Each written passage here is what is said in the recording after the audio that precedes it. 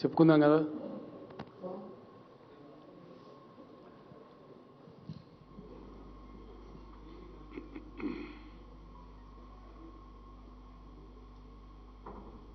తెలంగాణ రాష్ట్రానికి సంబంధించినటువంటి వరి ధాన్యం కొనుగోలు మీద జరుగుతున్నటువంటి వ్యవహారంలో ఎన్నిసార్లు మేము నిరంతరంగా డిమాండ్ చేసినా కేంద్రం నుంచి ఇప్పటి వరకు ఉలుకు పలుకు లేదు, ఎటువంటి సమాధానం కూడా వస్తలేదు. మేము కోరిందల్లా ఏంటంటే అన్ని రాష్ట్రాల నుంచి ధాన్యం సేకరించినట్టే తెలంగాణ నుంచి సేకరిస్తారు కాబట్టి యాన్యువల్ టార్గెట్ ఇవ్వండి, సంవత్సరానికి టార్గెట్ ఇవ్వండి, దాన్ని బట్టి ఇక్కడ సర్దుబాటు చేయాల్సిన అక్కర ఉంటుంది. అందువల్ల దాన్ని చేయమని చెప్పి రిక్వెస్ట్ చేసినాం. ఎందుకో మరి సరైనటువంటి పద్ధతులలో రావడం లేదు. మొన్న మేము ధర్నా చేసిన రోజు కూడా రాష్ట్ర ప్రభుత్వంతో చర్చ జరుపుతాం, మాట్లాడతామని అన్నారు. చివరి ప్రయత్నంగా రేపు వెళ్తా ఉన్నాం ఢిల్లీకి. మంత్రుల డెలిగేషన్, పార్లమెంట్ సభ్యుల డెలిగేషన్, చీఫ్ సెక్రటరీ నాయకత్వంలో finance secretary, agriculture secretary and civil supply secretary అధికారుల డెలిగేషన్ అందరం కలిసి వెళ్తున్నాం. వెళ్ళి ఇటు మంత్రి గారిని అటు అధికారులను అవసరమైన పక్షంలో ప్రధానమంత్రి గారిని కూడా కలిసి అడుగుదామని అనుకుంటున్నాం, డిమాండ్ చేద్దామని అనుకుంటున్నాం. ఎందుకంటే అనురాధ కార్తీ నిన్ననే స్టార్ట్ అయింది, నవంబర్ 19. రైతులు ఏదో ఒకటి తేల్చకపోతే కన్ఫ్యూజన్లో ఉంటారు, అనవసరమైనటువంటి ఇబ్బందులు చాలా వచ్చేటువంటి అవకాశం ఉంటుంది. రైతులు కూడా మొన్న చాలా సందర్భాల్లో డిమాండ్ రండి కేశాన ఒకటే చైర్ అడ్జస్ట్ చేయండి, ఒక చైర్ ఏంటి అడ్జస్ట్ చేయండి. సో కన్ఫ్యూజన్ వస్తుంది. ఎందుకంటే రైతులు ఏమంటారంటే మాకు ముందే చెప్తే మేము వేరే పంటను వేసుకుందాం కదా, యాళ్లకు నష్టపోయినామనే మాట వస్తుంది. కాబట్టి మొన్న వాళ్ళు ఇచ్చిన ఒక స్టేట్మెంట్, అది మాది నిజమా అబద్ధమా, అధికారికంగా ఇచ్చిండ్రా లీక్ చేసిండ్రా తెలియదు, ఓ గాలి వార్త అయితే వచ్చింది. రాష్ట్ర ప్రభుత్వంతో ధాన్యం కొనుగోలు మీద మాట్లాడతాం, టార్గెట్ నిర్ణయిస్తామనేది ఒకటి. బాయిల్డ్ రైస్ అయితే కొననే కొనం, యాసంగి వాటిలో కొననే కొనమనే మాట చెప్పినట్టుగా వచ్చింది. మరి అది ఏది నిజమో అధికారికమా కాదా అడిగి తెలుసుకుందామనే విషయంలో వెళ్తున్నాం. బహుశా ఒక 2 రోజులు పట్టచ్చు ఢిల్లీలో.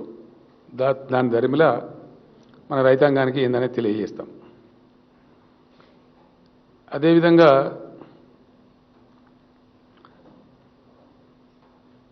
భారత రైతాంగం పక్షాన గత 13 నెలల కాలంగా అనేక ఒత్తిడులు, కేసులు, ప్రకృతి కలిగించిన ఇబ్బందులు తట్టుకొని అద్భుతమైనటువంటి విజయం సాధించినటువంటి రైతాంగ పోరాట వీరులందరికీ కూడా మేము అభినందనలు తెలియజేస్తూ ఉన్నాం. వాళ్ళందరికీ కూడా వాళ్ళు సాధించింది మామూలు విజయం కాదు, చాలా అద్భుతమైనటువంటి విజయం. ఇలా దేశ రైతాంగానికి మొత్తం చాలా పెద్ద సేఫ్టీ వచ్చినట్టుగా ఫీల్ అవుతూ ఉన్నారు, ఒక రిలీఫ్ కూడా ఫీల్ అవుతూ ఉన్నారు. అదే సందర్భంలో ప్రధానమంత్రి గారిని మేము డిమాండ్ చేస్తూ ఉన్నాం. ఈ రైతు ఉద్యమాల దరిమిల వేల కేసులు, ఈవెన్ దేశద్రోహం లాంటి కేసులు కూడా పెట్టడం జరిగింది. బట్టిగా మీరు ఏదో సారీ చెప్పి చేతులు దులుపుకుంటే కాదు, రైతుల మీద పెట్టినటువంటి మొత్తం కేసులు 1 నిమిషం లోపల వెంటనే ఎత్తివేయాలి. రైతుల మీదనే కాదు, దిశ అనే ఒక అమ్మాయి, కర్ణాటక రాష్ట్రం బెంగళూరు చెందిన అమ్మాయి సంఘీభావంగా ఒక ట్వీట్ చేస్తే కూడా ఆ అమ్మాయి మీద కూడా చాలా పెద్ద ఎత్తున దేశద్రోహం కేసు కూడా పెట్టినారు, ఇబ్బందులు కూడా కలిగించినారు. అట్లా ఇంకా అనేక మంది మీద పెట్టినారు. కాబట్టి ఇట్లాంటి కేసులన్నీ తక్షణమే ఎత్తివేయాలి. ఒక పాలసీ డెసిషన్ తీసుకున్న తర్వాత మళ్ళీ ఇంకా రైతులను వేధించడం కానీ ఆ కేసులు కొనసాగించడంలో కానీ అర్థం ఉండదు. కాబట్టి వెంటనే we demand the Honorable Prime Minister and Government of India to please withdraw all the cases which were filed against the farmers during the agitation. అది ధర్మంగా ఉంటుంది, న్యాయంగా ఉంటుంది. రెండవది కూడా మేము డిమాండ్ చేస్తూ ఉన్నాం. మొట్టమొదట సంఘీభావంగా ఇంత గొప్ప అద్భుతమైనటువంటి విజయాన్ని సాధించినటువంటి సందర్భంలో ఒక దుఃఖకరమైనటువంటి అంశం ఏంటంటే చాలా దుర్మార్గంగా కేంద్రం వ్యవహరించడం. దాదాపుగా 700 నుంచి 750 మంది రైతులు ఆత్మార్పణం చేసినారు, చనిపోయినారు ఈ పోరాటంలో భాగంగా. కొందరు గుండె జబ్బులు వచ్చి, కొందరు ఇంకోటి వచ్చి ఆ పోరాటంలో పాల్గొంటూ చనిపోయిన వాళ్ళు ఉన్నారు. కొందరు ఎక్కువ ఆవేశపడి చనిపోయిన వాళ్ళు ఉన్నారు. కొందరు ఒత్తిడికి లోనై చనిపోయిన వాళ్ళు ఉన్నారు. వాళ్ళందరికీ కూడా సంఘీభావాన్ని ప్రకటిస్తూ వాళ్ళ కుటుంబాలు కూడా బదారణ పడదీయాల. భారత ప్రభుత్వం ప్రధానమంత్రి గారే స్వయంగా సారీ చెప్పి విడ్రా ఇవ్వటమని చెప్పారు కాబట్టి ఆ కుటుంబాలను కాపాడే బాధ్యత కూడా భారత ప్రభుత్వం తీసుకోవాలి. అదేవిధంగా తెలంగాణ ప్రభుత్వం మా తరఫున తప్పకుండా ఆ కుటుంబాలను ఆదుకోవాలి అని చెప్పి వాళ్ళ వివరాలు ఇవ్వమని చెప్పి ఆ రైతు సంఘటన నాయకులను అడుగుతా ఉన్నాం. తెలంగాణ రాష్ట్ర ప్రభుత్వం నుంచి చనిపోయినటువంటి ఆ రైతు ఆందోళనలో చనిపోయినటువంటి ప్రతి కుటుంబానికి ఒక 3 లక్షల రూపాయల సహాయం ఎక్స్గ్రేషియా కింద మేము అందిస్తూ ఉన్నాం.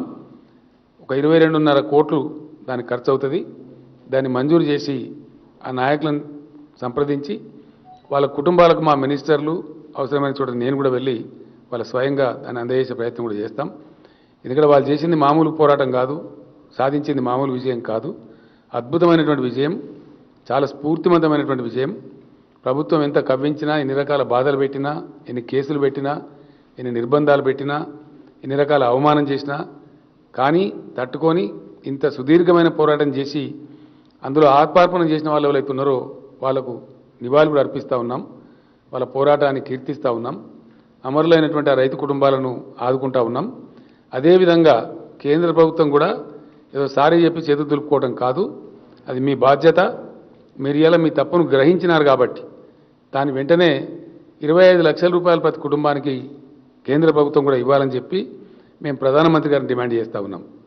ఆ విధంగా ఆ కుటుంబాలను ఆదుకొని గొప్ప స్ఫూర్తిని ఇవ్వాలి. అది డెమోక్రసీకి అందం తెస్తుంది, ప్రజాస్వామ్యానికి గొప్ప మెరుగులు దిద్దుతుంది. ఇట్లాంటి సందర్భంలో గొప్పగా స్పందించడం అనేది చాలా గొప్ప విషయం అవుతుంది. కాబట్టి భారత ప్రభుత్వం వెంటనే శషబిషలు లేకుండా 2 విషయాలలో ఇమీడియట్గా ముందుకు రావాలి. ఒకటి, కేసులన్నీ ఎత్తివేయాలి. పెట్టినటువంటి కేసులు నంబర్ 1, చనిపోయినటువంటి ప్రతి రైతు కుటుంబానికి 25 లక్షలు ఎక్స్గ్రేషియా ఇవ్వాలి. నంబర్ 2. నంబర్ 3, కనీస మద్దతు ధర చట్టాన్ని తీసుకొని రావాలి. ఈ దేశంలో ఖచ్చితంగా చట్టం తీసుకొని రావాలి. ఆ పోరాటంలో మేము కూడా భాగస్వామ్యంగా ఉంటాం. రాబోయే పార్లమెంట్ సమావేశాల్లో కూడా ఆ విషయం మీద పోరాటం చేస్తాం. ఎందుకోసం అంటే దేశానికి అన్నం పెట్టే రైతు అడుగుతున్నది మినిమం సపోర్ట్ ప్రైజే. వాళ్ళు మ్యాక్సిమం సపోర్ట్ ప్రైజ్ అడుగుతలేరు, అడుగుతున్నది కనీస మద్దతు ధర. పంట వేస్తే మాకు ఇంత వస్తుంది అని ఒక ధీమా, ఒక భరోసా మాకు ఉండవలసిన అక్కరే ఉన్నది. మేము దళారుల పాలో వ్యాపారుల పాలో కాకుండా గౌరవంగా జీవించే పద్ధతి ఉంటుంది అని ఇవాళ దాదాపు 15 కోట్ల రైతు కుటుంబాలు డిమాండ్ చేస్తూ ఉన్నాయి. ఇది చాలా న్యాయమైన డిమాండు, సముచితమైన డిమాండు. కాబట్టి తప్పకుండా ఖచ్చితంగా భారత ప్రభుత్వం ముందుకు వచ్చి ఈ యొక్క కనీస మద్దతు ధర యాక్ట్ను కూడా వచ్చే పార్లమెంట్ సమావేశాలలోనే పెట్టాలి.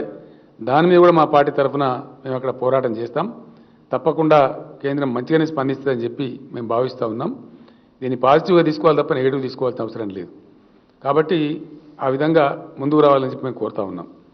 ఎందుకంటే గతంలో కరోనాకు సంబంధించి వీడియో కాన్ఫరెన్స్ జరిగిన సమయంలో కూడా నేను ప్రధానమంత్రి గారికి కుండ బద్దలు కొట్టినట్టు చాలా స్పష్టంగా చెప్పడం జరిగింది.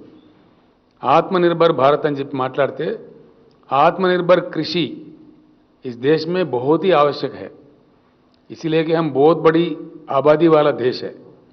हमारा पॉपुलेशन आज 140 करोड़ के करीब करीब जा रहा है. 138 करोड़ तो अभी कहा जा रहा है, मेरे ख्याल से कुछ ही दिनों में 140 करोड़ भी जा सकता है. अगर हमारे पास कोई बाधा पड़ा कृषि में, हमारे कृषि में कुछ बाधा पड़ा, तो हमको खाना खिलाने का क्षमता इस पूरी दुनिया में किसी देश के पास नहीं है. पूरी दुनिया में कोई देश का स्थिति ऐसा नहीं है जो हमको खाना खिला सके. तो इसीलिए सबसे पहले देश में खाने पीने का व्यवस्था ठीक से हो, इसलिए कृषि क्षेत्र को आत्मनिर्भर बनाना बहुत ही जरूरी है. इसीलिए मैं प्रधानमंत्री से आग्रह करता हूं बहुत विनम्रपूर्वक कि कृषि क्षेत्र को, भारत के कृषि क्षेत्र को, भारत के किसान को सबसे पहले टॉप प्रायोरिटी में आत्मनिर्भर बनाया जाए। ये बहुत ही अहम मसला है। इसको कोई दूसरे तरीके से नहीं लेना चाहिए। इसको सक्षम तरीके से, एक पॉजिटिव तरीके से, लोकतंत्र में हर किसी का डिमांड होता है, ये अच्छा डिमांड है और सारे देश के हित में है, हमारे किसान के हित में है। अगर प्रधानमंत्री जी किसान के हित चाहते हैं तो किसान को और कृषि क्षेत्र को, दोनों को आत्मनिर्भर बनाना चाहिए। इसीलिए हम ये डिमांड कर रहे हैं। तो తర్వాత అదే విధంగా ఈ మినిమం సపోర్ట్ ప్రైస్ తేవడం ద్వారా, అదే విధంగా కేసులు ఎత్తివేయడం ద్వారా, కృషి క్షేత్రను ఆత్మనిర్భరం చేయడం ద్వారా, రైతు లోకంలో ఒక ఆత్మవిశ్వాసం కలిగించడం ద్వారా చాలా మంచి పని చేసిన వాళ్ళం అవుతాం. ఇప్పటికైనా మీకు జ్ఞానోదయం అయింది. మీరు అవలంబించిన విధానాలు కరెక్ట్ కాదని చెప్పి మీరు తెలుసుకున్నారు. మీకు సారీ కూడా చెప్పినారు. కాబట్టి ముందుకు వచ్చి ఈ పని చేయాలని చెప్పి నేను కోరుతా ఉన్నాను. అదేవిధంగా తెలంగాణ ఇంకో రెండు విషయాలు కూడా ఉన్నాయి. విద్యుత్ చట్టాన్ని కూడా పార్లమెంట్లో తెచ్చిపెట్టినారు. వ్యవసాయ రంగానికి విద్యుత్తును మేము ఫ్రీగా ఇస్తా ఉన్నాం ఇక్కడ ఈ రాష్ట్రంలో. సమైక్య రాష్ట్రంలో తెలంగాణ రైతు లోకం చాలా నలిగిపోయింది కాబట్టి, నష్టపోయింది కాబట్టి, కష్టపడ్డది కాబట్టి వాళ్ళను ఆర్థికంగా స్థితిమంతులను చేయడం కోసం, తెలంగాణ రైతాంగాన్ని ఆత్మవిశ్వాసంతో బతికేటట్టు తయారు చేయడం కోసం మేము అనేక చర్యలు చేపట్టినాం. ఆ చర్యలలో భాగంగా నాణ్యమైనటువంటి ఉచిత విద్యుత్ కూడా 24 గంటలు సరఫరా చేస్తూ ఉన్నాం. కానీ మీరేమో నూతన వ్యవసాయ చట్టం తెచ్చి, ఖచ్చితంగా కరెంటు చట్టం తెచ్చి, వ్యవసాయ చట్టాలే కాకుండా నూతన కరెంటు చట్టాలు తెచ్చి దాని మీద రాష్ట్రాల మీద ఒత్తిడి తెస్తూ ఉన్నారు. మీటర్లు పెట్టండి, ప్రతి బోర్ దగ్గర మీటర్ పెట్టండి, ప్రతి దగ్గర మీటర్ పెట్టండి అని మీరు చెప్తా ఉన్నారు. మాకు కెపాసిటీ ఉంది, మా రైతులకు మేము ఉచితంగా సరఫరా చేసుకుంటామని మేము చెప్తా ఉన్నాం. ఏ రాష్ట్రాలు అయితే ఇట్లా ఇస్తాయో వాళ్ళని మీరు అనవసరంగా ఒత్తిడి గురి చేయవద్దని మేము డిమాండ్ చేస్తూ ఉన్నాం. మీరు తెచ్చినటువంటి విద్యుత్ చట్టం మీద ఇలా విద్యుత్ కార్మికులు ఆందోళనతో ఉన్నారు, ప్రజలు ఆందోళనతో ఉన్నారు. మరీ ముఖ్యంగా వ్యవసాయ క్షేత్రం చాలా ఆందోళనతో ఉంది. మేము మీటర్లు పెట్టడానికి సిద్ధంగా లేము, మీరేమో పెట్టాలని ఒత్తిడి తెస్తూ ఉన్నారు. రాష్ట్ర ప్రభుత్వాలు మీ చట్టం అమలు చేయమంటే మా మీద భయంకరమైన ఒత్తిడి తెస్తూ ఉన్నారు. మాకు వచ్చే నిధులు నిలిపేస్తామని ఇంకో రకమైనటువంటి పద్ధతి కూడా అవలంబిస్తూ ఉన్నారు. ఇది కరెక్ట్ పద్ధతి కాదు. ఇది నియంత్రణతో వైఖరి అవుతుంది. ఇది ప్రజాస్వామ్య దేశం. రాష్ట్ర ప్రభుత్వాలు కూడా కొన్ని హక్కులు, బాధ్యతలని. కాబట్టి రాష్ట్రాల మీద మీరు రుద్దద్దు. మీరు ఎట్టి పరిస్థితులలో మీ పాలసీ మంచిదని, ఒకవేళ మీ పార్టీ ప్రభుత్వాలను అక్కడ మీరు ఇంప్లిమెంట్ చేసుకుంటామంటే మీరు చేసుకోండి. కానీ అందరి మీద రుద్దే విధంగా ఒక కఠినతరమైన చట్టం తెచ్చి మెడ మీద కత్తి పెట్టే ప్రయత్నం మాత్రం చేయవద్దని, ఆ విద్యుత్ చట్టాన్ని కూడా వెంటనే వాపసు తీసుకోవాలని చెప్పి మేము ప్రధానమంత్రి గారిని, కేంద్ర ప్రభుత్వాన్ని డిమాండ్ చేస్తూ ఉన్నాం. ఆ విద్యుత్ చట్టం ఇంకా పాస్ అయ్యే దశలో ఉంది, పాస్ కాలేదు. అది పాస్ అయితే కూడా చాలా తీవ్రతరమైన ఆందోళన దేశవ్యాప్తంగా చెలరేగుతుంది. మళ్ళా ఒకసారి రైతులంతా కూడా బజార్లో పడతారు. ఇది గ్యారంటీగా జరుగుతుంది. ఎందుకంటే చాలా రాష్ట్రాలు, మన పొరుగు రాష్ట్రం తమిళనాడులో కావచ్చు, ఏపీలో కావచ్చు, తెలంగాణలో కావచ్చు, ఇంకా అనేక రాష్ట్రాలలో కొన్ని గంటల పాటు లేదా మాలా 24 గంటల పాటు ఉచిత విద్యుత్ ఇస్తూ ఉన్నారు రైతాంగానికి. అది ఒక గొప్ప భరోసాగా ఉంది రైతులకు. ఆ రైతుల నోట్లో మట్టి కొడతాం, మీరు మీటర్లు పెట్టాల్సిందే అనే జబర్దస్త్ పద్ధతిలో ఈ విద్యుత్ చట్టం ఉంది. కాబట్టి ఆ విద్యుత్ చట్టాన్ని కూడా దయచేసి వెంటనే విత్డ్రా చేసుకోండి. అది ఎంత మాత్రం కూడా సమంజసం కాదు. బాయిల కాడ మీటర్లు పెట్టండి, బోర్లకు మీటర్లు పెట్టండి అనే చాలా దుర్మార్గమైన చర్య. అది కూడా వ్యవసాయ వ్యతిరేక చర్య. కాబట్టి దాన్ని కూడా ఈ చట్టాలతో పాటు పార్లమెంట్ నుంచి అది పాస్ చేయకుండా వాపసు తీసుకోవాలి. మేము టీఆర్ఎస్గా డెఫినెట్గా ఆ చట్టాన్ని తీవ్రంగా వ్యతిరేకిస్తాం. లోక్సభలో, రాజ్యసభలో మాకున్న శక్తి మేరకు తప్పకుండా దాని మీద కూడా ఫైట్ చేస్తామని చెప్పి నేను తెలియజేస్తా ఉన్నా. అదేవిధంగా ఈ సెక్షన్ 3 కింద కొత్త రాష్ట్రం ఏర్పడ్డప్పుడు ఈ దేశంలో దానికి అన్ని రావాలి వాటాలు. ఒక హైకోర్టు ఏర్పాటు చేయడానికే మీరు చాలా తాత్సారం చేసినారు, చాలా రకాలుగా ఇబ్బంది పెట్టినారు. 5 సంవత్సరాలు కానీ చేయలేదు. అదేవిధంగా 7 సంవత్సరాలు అయిపోయి 8వ సంవత్సరం జరుగుతున్న సందర్భంలో కూడా ఈరోజు కూడా నీటి వాటర్ పంపకాలు, నీటి వాటాలు తేల్చండి. కృష్ణా నదిలో మా జలాలు ఏమిటి, గోదావరి నదిలో మా వాటా ఏమిటి, అది తెలంగాణ ప్రజల యొక్క హక్కు, ధర్మమైన హక్కు, న్యాయమైన హక్కు. మాకు సాగునీళ్ళ కోసమైనా, తాగునీళ్ళ కోసమైనా, పరిశ్రమల కోసమైనా ఒక రాష్ట్రంగా మేము మనుగడ సాగించాలి. కాబట్టి ఖచ్చితంగా మా వాటా ఏందో తేల్చాలి. మరి గొప్ప కేంద్ర ప్రభుత్వం ఉంటే 7 సంవత్సరాలు పట్టకూడదు. 7 సంవత్సరాల సమయం గడిచిపోతే రాష్ట్ర ప్రభుత్వానికి ఎన్ని ఇబ్బందులు ఉంటాయి, ఎన్ని అవస్థలు ఉంటాయి. కొత్తగా ఏర్పడ్డ రాష్ట్రం ఎంత ఆరాటం ఉంటుంది, కొత్త ప్రాజెక్టులు కట్టుకోవాలి, నీళ్ళు ఇచ్చుకోవాలి, కరువును తరిమేయాలి అనే గొప్ప ప్లానింగ్ ఉంటుంది. ఆ ప్లానింగ్కు మీరు చేస్తున్నటువంటి ఆలస్యం, మీరు చేస్తున్నటువంటి తాత్సారం ప్రతిబంధకంగా మారుతూ ఉంది, మాకు ఇబ్బందికరంగా మారుతూ ఉంది. కాబట్టి నేను ఈ ట్రిప్లో ఢిల్లీ వెళ్ళినప్పుడు కేంద్ర జలశక్తి మంత్రి గారిని లాస్ట్ టైం కూడా కలిసినాను, 2-3 టైమ్స్ కలిసినాను, మళ్ళీ ఇప్పుడు కూడా కలుస్తాను, డిమాండ్ చేస్తాను ఖచ్చితంగా. అవసరమైతే పీఎం కలిసి కూడా డిమాండ్ చేసి మా వాటా తేల్చండి. మా డిమాండ్ల్లో ఒకటే, సెక్షన్ 3 కింద గోదావరి కృష్ణా జలాల పంపిణీని వెంటనే ట్రిబ్యునల్ ఏర్పాటు చేసి ఆ ట్రిబ్యునల్కు పంపించండి. మీరు చెప్పిన ప్రకారం మేము ఇలా సుప్రీంకోర్టులో కేసు కూడా విత్డ్రా చేసుకున్నాం, కాబట్టి పంపియండి. పంపిస్తే ఆ పంపించి ఊరుకోవడం కాకుండా టైం బౌండ్ డెసిషన్ ఇచ్చే విధంగా ఆ ట్రిబ్యునల్ కూడా ఆదేశించండి. ఒక 3 నెలల 4 నెలల టైంలో 2 రాష్ట్రాల మధ్యనే కాబట్టి, ఏపీ తెలంగాణ మధ్యనే కాబట్టి ఆ వాటాలు కూడా తేల్చే విధంగా టైం స్టిప్యులేటెడ్గా, టైం బౌండ్గా 2 రాష్ట్రాల మధ్య వాటాలు తేల్చే విధంగా పంపించమని కూడా మేము కేంద్రాన్ని డిమాండ్ చేస్తూ ఉన్నాం. ఒకవేళ పంపించకపోతే డెఫినెట్గా పెద్ద ఎత్తున ఇక్కడ ప్రజా ఆందోళన లేవదీస్తాం, ఉద్యమాలు లేవదీస్తాం, అడుగడుగును నిలదీస్తాం. పార్లమెంట్లో కూడా మా శక్తి మేరకు డెఫినెట్గా ఇతర రాష్ట్రాల వాళ్ళని కూడా కలుపుకొని పెద్ద ఎత్తున పోరాటం కూడా చేపడతామని చెప్పి తెలియజేస్తాం. ఎందుకంటే మా ఓపిక కూడా ఒక హద్దు ఉంటుంది.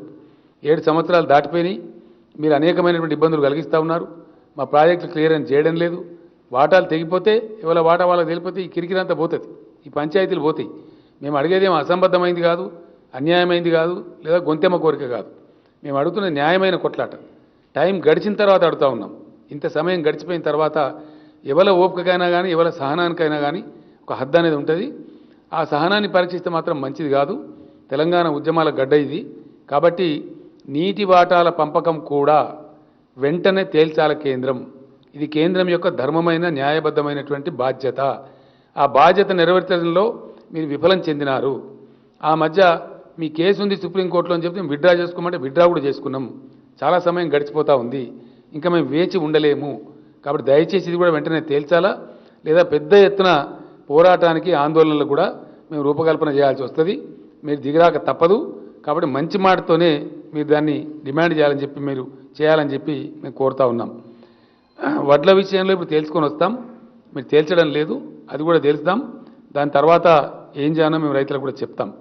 అదేవిధంగా రాష్ట్ర శాసనసభలో ప్రజలకు సంబంధించి, ప్రజల ఆకాంక్షలకు సంబంధించి, ప్రజల కోరికలకు సంబంధించి చాలా తీర్మానాలు చేసి మేము పంపినాం. ఆంధ్రప్రదేశ్ రాష్ట్రంలో ఉన్నప్పుడు మా గిరిజనుల జనాభా పలచబడి ఉండేది, గిరిజనుల శాతం 6% చూపెట్టబడేది. తెలంగాణ ఏర్పడ్డ తర్వాత ఆ శాతం పెరిగింది. ఆ ధర్మిలో మేము రిజర్వేషన్ పెంచుకుంటామని చెప్పి, మాకు పర్మిషన్ ఇవ్వమని చెప్పి, మీరు తమిళనాడుకి ఎట్లయితే ఇచ్చిండ్రో అట్లా మాకు కూడా ఇవ్వమని చెప్పి, తర్వాత కేసు ఏమైతే అయితే సుప్రీంకోర్టులో ఉండేది పెండింగ్ ఉన్నా పర్వాలేదు, అందరితో పాటు మా కథ తేలుతుంది దేశంతో పాటు. కానీ మాకు ఇవ్వండి, మా గిరిజనులకు మేము మేలు చేసుకుంటామంటే దాన్ని అక్కడ కాలరాసి పెట్టినారు. 2017 నుంచి ఇప్పటి వరకు ఒక 50 సార్లు లెటర్లు రాసినాం, రిమైండ్ చేసినాం, చెప్పినాం, కానీ చేయడం లేదు. కేంద్రం దాని మీద కూడా తేల్చాలి, లేదా పెద్ద ఎత్తున గిరిజన పోరాటాలు కూడా రాష్ట్రంలో మేము ప్రారంభం చేస్తాం. చాలా పెద్ద ఎత్తున హక్కుల సాధన కోసం ముందుకు వెళ్తామని కూడా మనవి చేస్తూ ఉన్నాం. అదేవిధంగా ఎస్సీ వర్గీకరణ మీద ఇక్కడ చాలా పెద్ద ఎత్తున ఉద్యమాలు జరిగినాయి, చాలా మంది ప్రాణాలు కూడా కోల్పోయినారు. దశాబ్దాల తరబడి ఆ ఉద్యమం జరుగుతూ ఉంది. ఆ విషయంలో కూడా తెలంగాణ శాసనసభ ఏకగ్రీవ తీర్మానం చేసి పంపించింది.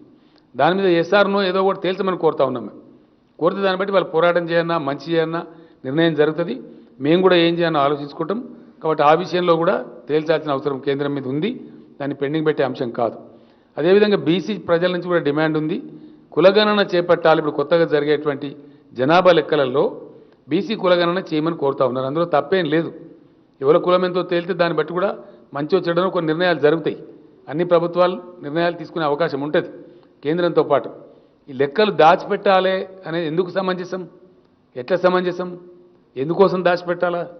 పారదర్శకంగా ఉంటామని చెప్పే ప్రభుత్వాలు ఎందుకు లెక్కలు దాచిపెట్టాలి? అవసరం ఏంది? కులగణన చెయ్యము అని ఎందుకు చెప్పాలా? దానిలో ఉన్న సెన్సిటివిటీ ఏంది? ఈ రోజు ఉండే నాగరిక ప్రపంచంలో ఎవరి జనాభా ఎంతనో తెలిసేలేనటువంటి దుస్థితిలో దేశం ఎందుకు ఉండాలా? ఏం అవసరం ఉంది? దేనికోసం ఆపెట్టాలా? ఇది సెన్సిటివ్ ఇష్యూ అని కేంద్రం మాట్లాడుతూ ఉన్నది. అట్లా మాట్లాడడం తెలివి తక్కువ ముచ్చటాన్ని మేము చెప్తా ఉన్నాం. అది సెన్సిలెస్ ఇష్యూ అవుతుంది. ఎందుకు దాచిపెట్టాలా? ఎవరి కోసం దాచిపెట్టాలా? దేనికోసం సెన్సిటివ్ ఇది? ఎట్లయితే ఎస్సీ ఎస్టీలో తేల్చినామో ఇది కూడా తేల్చండి, మిగతా అనుకూలాలు తేల్చండి. తేల్తుంది ఒకసారి ఏమవుతుంది? ఎట్లాగూ క్యాస్ట్లు ఉన్నాయి, క్యాస్టిజం ఉన్నది మన దేశంలో, అందులో అనుమానమే లేదు. దానిలో సిగ్గుపడడం ఎందుకు?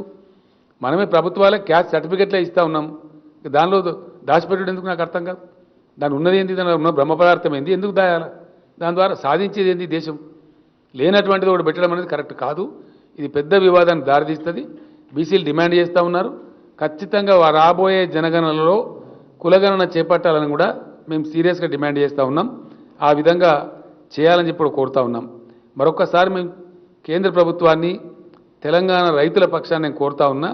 అనురాధ కార్తీ ఆల్రెడీ నిర్ణయం వచ్చేసింది, ఇంకా తాత్సారం చేయొద్దండి.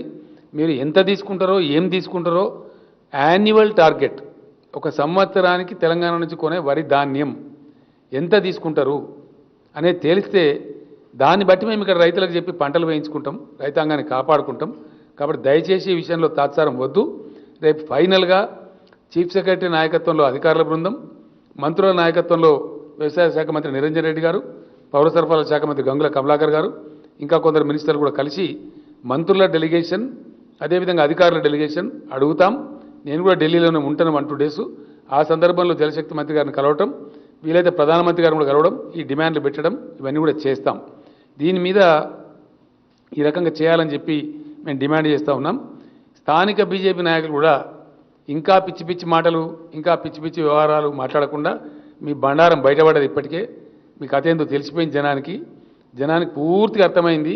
అసలు జరుగుతున్నది ఏంది, మీరు చేస్తున్న అసత్య ప్రచారాలు ఏంది, మీరు చేసినటువంటి తప్పుకు మాది పొరపాటు అయింది, క్షమించమని చెప్పి ప్రజల ముందు మీరు చెంపలేసుకొని ప్రజలకు క్షమాపణ చెప్పాలి, తెలంగాణ రైతులకు కూడా క్షమాపణ చెప్పాలి. మేము డిమాండ్ చేస్తున్నాం. ఇంకా అడ్డగోలుగా మాట్లాడతాం, అరాకిరి మాట్లాడతామంటే జరగదు, జరిగే పని కాదు. కాబట్టి అనవసరమైన బేసిజాలకు పోకుండా వాస్తవాలు ప్రజలకు చెప్పాలి. మీరు చెప్పినటువంటి తప్పుడు మాటలకు, మీరు చెప్పిన తప్పుడు ప్రయత్నాలకు కూడా మీరు క్షమాపణ వేడుకోవాలని చెప్పి కూడా మేము డిమాండ్ చేస్తూ ఉన్నాం. ఇదే సందర్భంలో తెలంగాణ రైతులకు నేను మనవి చేస్తూ ఉన్నా, ధాన్యం తెచ్చే క్రమంలో తొందర పడకండి. తప్పకుండా చివరి గింజ వరకు ధాన్యాన్ని ప్రభుత్వం కొంటది. ఈ వర్షాకాలం ధాన్యం, ఇప్పుడు వచ్చే ధాన్యం ఏదైతుందో కల్లాలకు వచ్చేది 6,600 పైచీలకు కేంద్రాలు ఆల్రెడీ ఓపెన్ అయినాయి. అవసరమైతే ఇంకా కొన్ని కూడా ఓపెన్ చేస్తాం, దానిలో అసలు ఇబ్బందే లేదు. జాగ్రత్తగా తెచ్చుకోండి ధాన్యాన్ని. కొయ్యని వాళ్ళు తొందరపడకండి. ఇంకొక 3-4 రోజులు వర్షం ఉంటుందని చెప్తున్నారు. కోసి అనవసరంగా పెడితే తడిసిపోయి రంగు మారిపోయి దెబ్బతినే ప్రమాదం ఉంటుంది. కోతలు కాని వాళ్ళు కొయ్యబోకండి, 2 రోజులు కొయ్యండి. కోతలు అయిన వాళ్ళేమో జాగ్రత్తగా తీసుకొని రండి. ఆ విధంగా ఇబ్బంది పడే అవసరం లేదు. కొద్దిమంది రాజకీయ బేహారులు, వాళ్ళకి ఎక్కడేం పని లేదు, తల లేదు, తోక లేదు, బాధ్యత లేని వాళ్ళు వచ్చి అడగోలుగా పిచ్చి పిచ్చిగా మాట్లాడుతూ ఉన్నారు. వాళ్ళని అక్కడ రైతులను నిలదీస్తూ ఉన్నారు. కాబట్టి మీరు ఈ చిల్లరగాలు చేసేటువంటి వాటికి గురి కాకుండా నిదానంగా జాగ్రత్తగా మీ ధాన్యాన్ని తెచ్చుకోండి. చివరి గింజ వరకు కూడా ఈ వానాకాలం పంటను రాష్ట్ర ప్రభుత్వం కొనుగోలు చేస్తుంది. తప్పకుండా మీ డబ్బులు కూడా చెల్లిస్తుంది. గతంలో చెల్లించిన మాదిరిగా, నేను గతంలో చెప్పిన మాదిరిగా రైతు బంధు కూడా యాసంగి కోసం డబ్బులు సిద్ధం చేస్తూ ఉన్నాం. టంచనగా రైతు బంధు కూడా మీకు ఇవ్వడం జరుగుతుంది. బ్రహ్మాండంగా సంతోషంగా యాసంగి పంటలు పండియండి. ఏ పంటలు పండియాలనేది ఢిల్లీకి పోయి వచ్చిన తర్వాత, మరి వరి వేయమంటారా వేయొద్దంటారా, ఆ కేంద్రం యొక్క నీతి ఏంది తెలిస్తే వారు మరి బీరాలు పలికినరా వటిగానే చెప్పినరా అవన్నీ తేలిపోతాయి. తేలిన తర్వాత ఏం చేయాలనో వ్యవసాయ శాఖ మంత్రి గారు ప్రకటిస్తారు, లేదా నేనే ప్రకటిస్తాను, ఎవరమోగలం ప్రకటిస్తాం స్పష్టంగా. ఆ ప్రకారం సంతోషంగా వ్యవసాయం చేసి ముందుకు పోవాలని చెప్పి కూడా తెలంగాణ రైతులను కోరుతా ఉన్నా. Thank you.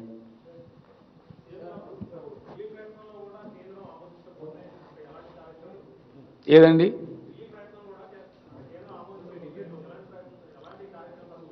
ఒకటి మాత్రం వాస్తవం అండి, డెఫినెట్గా భారతదేశంలో ప్రజలకు ఆహార సరఫరా అన్ని సందర్భాలలోనూ అందించవలసిన బాధ్యత ఫుడ్ సెక్యూరిటీ యాక్ట్ కింద కేంద్ర ప్రభుత్వం మీదనే ఉంది. భారతదేశంలో 2 రకాల భోజనం చేస్తారు, అయితే రైస్ తింటారు, లేకపోతే రొట్టె తింటారు. రైస్ తినేది కూడా చాలా పెద్ద జనాభా ఉంది. కాబట్టి ఈ రైసు సేకరణ కేంద్రం చేస్తూ ఉంది.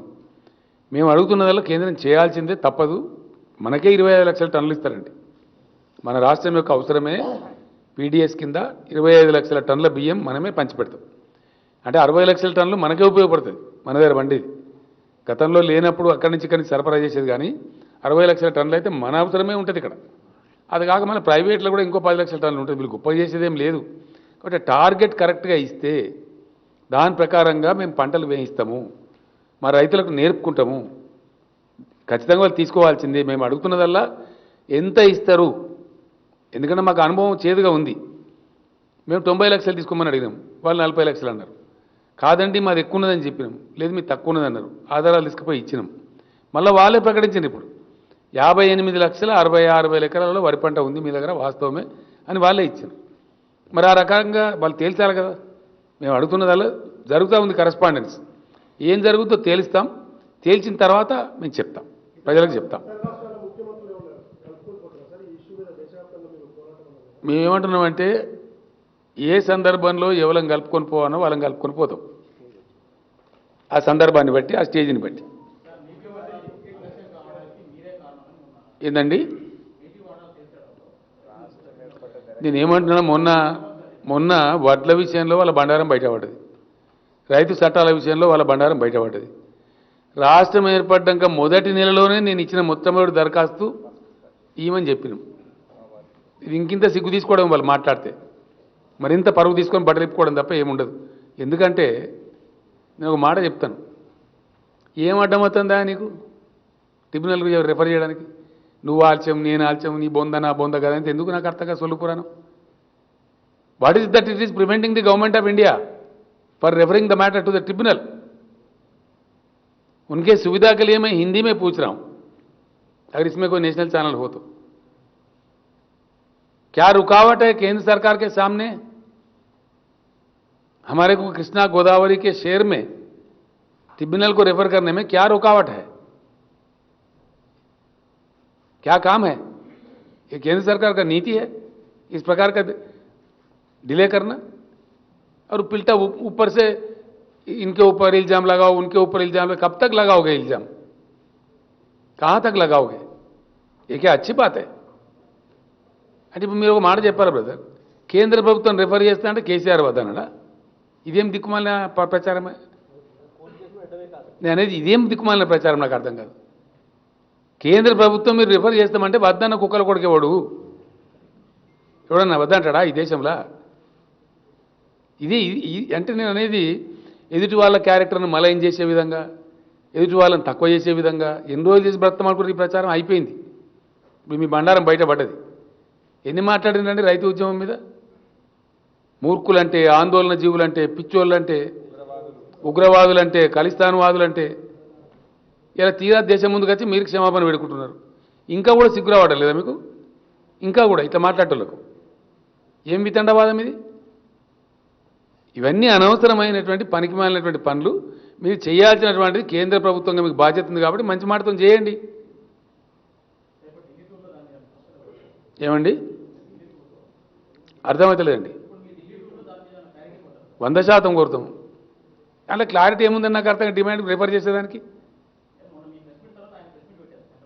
నేను అదే అంటున్నా, దాని మీకెళ్ళి నేను అంటున్నా. ఆయన ఓ రకంగా మాట్లాడతాడు, ఈడున్నోళ్ళు ఇంకో రకంగా మాట్లాడతాడు. ఇవేమి తలా తోకలేని పనులు. If you really want to, you are sincere, you refer it to the tribunal. What is preventing? Simple మాట. మనకు కూడా కేంద్ర మంత్రి గారు ఉన్నారు కదా, ఎవరు ఆపుతున్నాయని వాళ్ళని ఆగబడుతున్నారు, కాలు పోయి కట్టేస్తున్నారు ఎవరన్నా.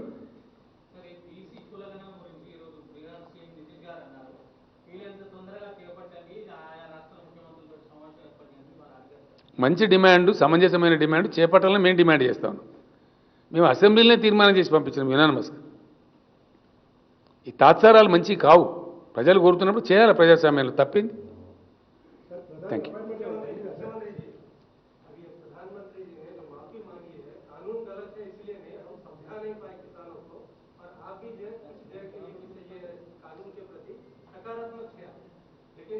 हम सकारात्मक नहीं थे, हम नहीं थे भाई।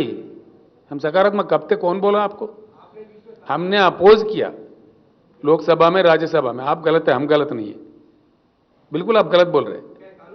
हम रिकॉर्ड में हैं, we are on record in Lok Sabha and Rajya Sabha. We have oppose the bill tooth and nail. हमारे दोनों लीडर यहाँ बैठे हुए हैं। या आप ऐसा कैसा बोल सकते हैं? नहीं नहीं, मैंने बिल्कुल बोला तेलंगाना किसान क्या पंजाब में बेच सकता? तेलंगाना किसान क्या दिल्ली जाके बेच सकता? बाजू गांव नहीं जा सकता क्या? सूर्यापेट वाला बोनगिर जाके बेच सकता? ये गलत बात है, बिल्कुल गलत। 100% गलती था। हमने जब मिला प्रधानमंत्री जी से उनको बताया। हाँ सर, जो भी है वापस गया ना भाई, उसके ऊपर आप क्यों आने से ये उठा रहे? समझ में नहीं आया। प्रधानमंत्री खुद माफी मांग के वापस लिया तो इसके बाद में चर्चा ही क्या है? जो भी कहा कहा भाई, वापस तो लिया ना। उनके तरफ से कानून गलत नहीं है बोले, हम बोले कानून गलत है। जिस किसी भी तरीके से कानून को वापस लिया गया, खुश रहो और क्या।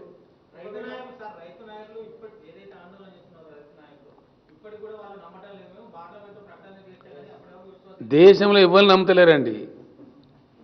ఇది ఎన్నికల స్టంట్ అని అనుకుంటున్నారు. 5 రాష్ట్రాల ఎన్నికల కోసం అవలంబిస్తున్న స్టంట్ అనుకుంటున్నారు తప్ప ఎవ్వరు నమ్మతలేరు. అందుకే మేము ఎంఎస్పీ డిమాండ్ చేస్తున్నాం కదా. డెఫినెట్గా ఎంఎస్పీ కోసం చట్టం తెమ్మంటున్నాం. Minimum support price, maximum support price కాదు. దానిలో ఏముంది? నేను చాలా చాలా మంచిగా చెప్పాను ఇంతకుముందు. ఆత్మనిర్భర్ భారత్, पहले आत्मनिर्भर कृषि करो, आप आत्मनिर्भर किसान बनाओ, कृषि क्षेत्र को आत्मनिर्भर बनाओ तो बहुत काफी हो गया। देश खाने पीने के लिए किसी को। Subscribe to our channel by clicking the subscribe button. Click the bell button and enjoy the latest uploads from our channel.